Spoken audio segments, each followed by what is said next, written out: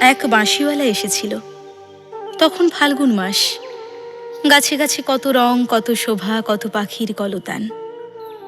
নদীতে কি অপরূপ ছায়াময় ঢেউ, দূর পথে কি মায়াবী আলো, বাতাসে কি সুগন্ধ।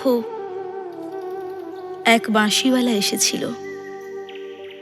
তার বাঁশির সুর মোমের আলোর মতো স্নিগ্ধ, তার বাঁশির শব্দ পাতা ঝরার মতো পেলব। তার বাঁশি কি করুণ, কি মোহময়। সে এসেছিল, জানালার পর্দা উড়ল হাওয়ায়, দুয়ারের আগল গেল খুলে, বাগানে গাছের পাতায় ডালে ছড়িয়ে পড়ল প্রজাপতির মতো রঙিন গান। আমার তখন অনেক কাজ, অনেক ঘর, সংসার, সমাজ, পরিবার, দায় দায়িত্ব, অনেক অনেক। মনটা আনচান করে উঠল। ভেতর থেকে কে যেন ঠেলা লাগালো, যাও যাও, দেরি করো না। কিন্তু আমার দেরি হয়ে গেল। আমার পুজো, আমার গেরস্থালি, আমার কর্তব্য, আমার নিত্যদিনের ৭১৭ ঝামেলা, আমার দেরি হয়ে গেল।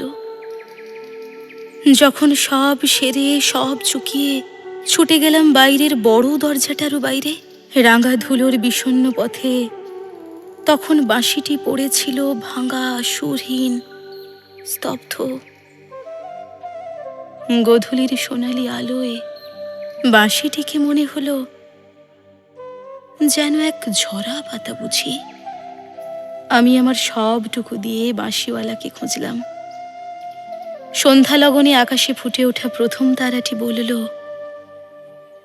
আমি এখানে।